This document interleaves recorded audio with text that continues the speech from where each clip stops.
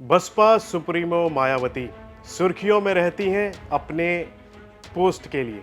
जब वो एक्स पर पोस्ट करती हैं तो हेडलाइन बन जाती हैं।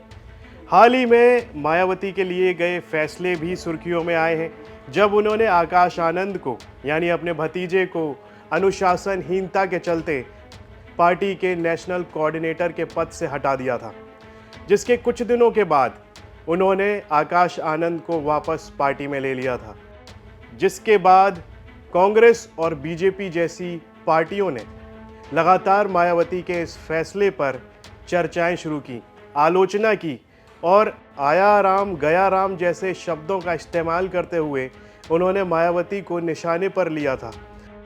आड़े हाथों लेते हुए कह दिया कि बसपा में अब वो दम नहीं है।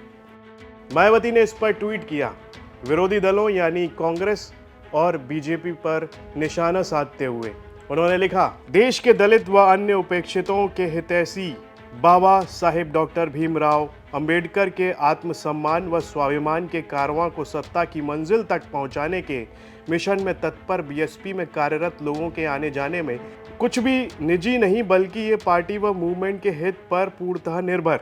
साथ ही विरोधी पार्टियों के षड्यंत्र के तहत पार्टी के कुछ लोग उनके बहकावे में आकर जब अपनी खुद की पार्टी को कमज़ोर करने में लग जाते हैं या फिर पार्टी में अनुशासनहीनता अपनाने व परिपक्वता के साथ कार्य न करने के कारण तब उन्हें मजबूरी में पार्टी हित में निकालना पड़ता है।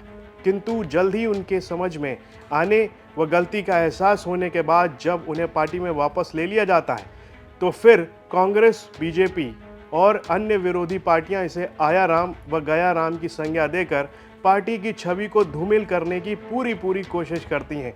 और जब यही कार्य विरोधी पार्टियां करती हैं तब उसे वे पार्टी हित का मामला कहकर टाल देती हैं।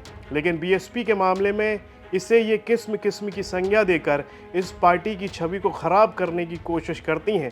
ये सब इनका दोहरा मापदंड नहीं है तो और क्या है। पार्टी के लोग सतर्क रहें।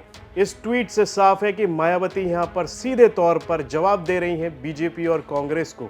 हमलावर हो रही हैं कि किस तरह से जब उन्होंने आकाश आनंद को पहले निकाला, फिर पार्टी में दोबारा वापस लिया, आकाश आनंद के ससुर पर भी एक्शन लिया और उसके बाद कांग्रेस और बीजेपी ने जिस तरह से मायावती पर हमला किया और आकाश आनंद को आया राम गया राम की संज्ञा दी, उसके बाद मायावती का ये ट्वीट हमला माना जा रहा है बीजेपी और कांग्रेस को और जवाब भी माना जा रहा है बीजेपी और कांग्रेस को, जिस तरह से वो प्रतिक्रियाएं दे रहे थे आकाश आनंद के पार्टी से बाहर और वापस लिए जाने पर।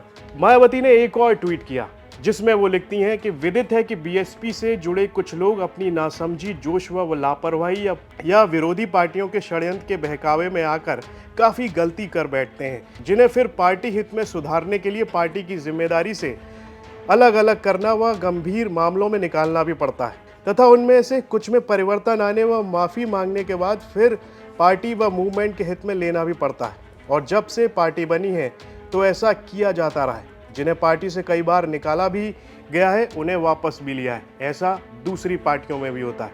किंतु आकाश आनंद के मामले में खासकर बहुजन समाज के कुछ स्वार्थी व बिकाऊ लोग, जिन्होंने पार्टी के वोटों को बांटने व कमज़ोर करने के लिए अपनी अनेकों पार्टी व संगठन आदि बनाए हुए हैं, वे इस बात का मीडिया में आए दिन काफ़ी गलत प्रचार करते रहते हैं।